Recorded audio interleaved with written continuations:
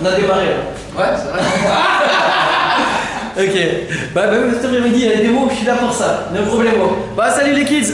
On va démarrer alors. Bah voilà. Non, attends, t'as assez vu. Juste une petite chose. Ah, Je vous présente mon fils. Ok. Miguel. Ok, allez, portugais la famille. Ok, bah c'est le fiston, hein, regarde, en plus ils ont bien le t-shirt aujourd'hui, puis j'ai vu tout le monde était marqué en gros. Regarde, il nous a tout bien préparé, regarde, de quoi qu'est-ce qu'on va parler aujourd'hui? De tout le matos à la machine. Ouais, là ça fait rêver. Je peux te dire qu'il y a pour du pognon là. Ah ouais, parce que moi je suis équipé chez moi, j'en ai eu pour 7000 boules et après j'ai rajouté, on va en causer aussi. Par contre, quand c'est bien fait, t'investis, mais pas pour rien.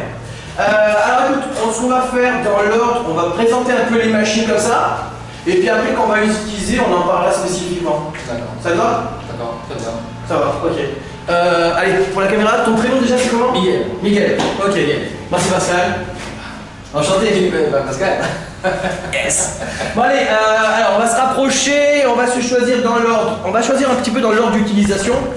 Alors, par quoi tu commences quand tu arrives sur le chantier en général? Bon, première chose, le bazooka.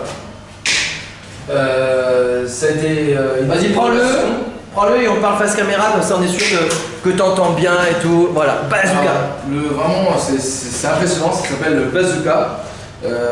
C'est un outil qu'on s'en sert juste pour coller en fait. Ouais. C'est-à-dire que par où on met la bande et où est l'enduit. Alors c'est ça. Je fais celui qui sait pas, même si j'ai le même, mais c'est pas grave. La bande c'était ici, c'est pas ici. Ouais. Ça c'est la coalescing, en fait c'est ce qui s'adapte sur la on va voir après. remplissage. On va voir après. Donc c'est-à-dire que là l'enduit se remplit par ici. Dans le tube. Dans le tube, donc il y a un amorçage qui va se. Il y a un câble avec une. Ouais, on pompe en fait et on pousse l'enduit dedans. On va venir jusqu'en bas et là normalement on sent en bas. Ouais, il y a une butée. Voilà, il y a une butée. Donc après il y a tout un système mécanique avec des roulettes et tout ce qui va avec. Ça fait comme le banjo, c'est-à-dire on voit les trucs crantés là. Voilà, c'est ça. Donc en gros la bande s'accroche là. Et dès qu'on fait tourner cette roulette là, ça emporte la bande. Ça emporte la bande et l'enduit. Les deux sur le toile, en tête. Donc il y a un débit d'enduit qui est vraiment assez important, ce qui permet vraiment d'avoir une bonne adhérence au niveau de la bande. J'en ai un depuis un peu plus longtemps, c'est pas tout à fait le même modèle, celui-là est un peu plus compact. Il me semble que celui que j'ai. Ouais, il y a des mini, il y a. Si je me trompe, ouais, moi j'ai un peu plus long. Il est un peu plus long celui-là. Peut-être un peu plus fin et plus long. Ouais, celui-là il doit être un peu plus pratique. Parce que du coup avec un bazooka plein, tu colles combien de mètres linéaires? Tu fais à peu près, si je devais parler de droite classique, 2,50 m. Moi je fais 8. C'est ça, c'est ça. Ouais. C'est ça. Ah ouais, bah pourtant j'avais l'impression que le mien était légèrement plus long. Et ça par contre c'est mieux avec ça. Parce que sur le mien ça glissait un peu et t'avais un peu la main froide. Toi avec le plastique là tu. Ouais. Après non, c'est une question d'adaptation, il y a le petit crochet en bas, c'est pour le rouleur temps, juste au bout. Ouais, on voit bien l'aiguille en fait. Ouais, parce que là on voit, regarde, vas-y monte là, qu'on appuie, tac, ok. Ça c'est, ah oui, regarde, tu vois la molette en haut? Ah ça oui, parce que c'est l'avantage par rapport à Banjo. Banjo, tu es obligé de changer la molette, même avec les derniers, la modèle où tu inverses, clac, clac, clac. Là, tu juste appuies, tac, et tu passes en mode point. C'est top ça. Mais ça demande vraiment de l'entretien, ouais. faut l'huiler, c'est vraiment c'est très technique. C'est-à-dire que en plus tu mets pas n'importe quoi dedans. Non. Hein? T'es bien passé pour savoir, hein? Ça a pris du temps. Beaucoup de temps. Ouais. Alors faut pas régler ces choses-là. C'est des enduits voilà, qui sont adaptés, faut faire attention aux des enduits. Il faut que ce soit des enduits adaptés pour le bazooka. Voilà. Ouais, c'est, je te dirais quoi, enduit en sac ou enduit en seau? En seau. Bah, écoute, moi je sais que, par expérience, je sais que par exemple avant, le GDX, il avait une formule, je sais qu'ils ont changé la formule pour l'adapter aux machines. Je l'ai eu utilisé dans les bazookas, mais après en fait, c'était un problème de nettoyage, ça galérait parce que ça séchait, tu vois, et puis à nettoyer dessus c'était un peu chiant. Donc du coup, c'est effectivement mieux les enduits en seau, je travaille en seau maintenant, parce que c'est un peu plastifié dedans. Et puis il y a une meilleure glisse, et puis ça s'en au moins à la sortie. Je suis d'accord avec toi, mais moi je vais rajouter, c'est qu'en fait, entre la différence entre un sac en poudre et un enduit prêt en bois qui est dans un seau, en fait il y a plusieurs... Mais on vous entend trop à côté là. Il y a des enduits en fait en seau qui sont allégés en fait. Donc ce qui veut dire confort pour le personnel, pour ceux qui travaillent avec. C'est vrai que bon, puis coefficient d'adhérence aussi. Voilà, c'est ça, oui, c'est ça aussi. Mais c'est vrai que non, c'est surtout pour le confort du personnel par rapport à l'utilisation de la bazooka. Comment ça pèse une fois que c'est chargé là?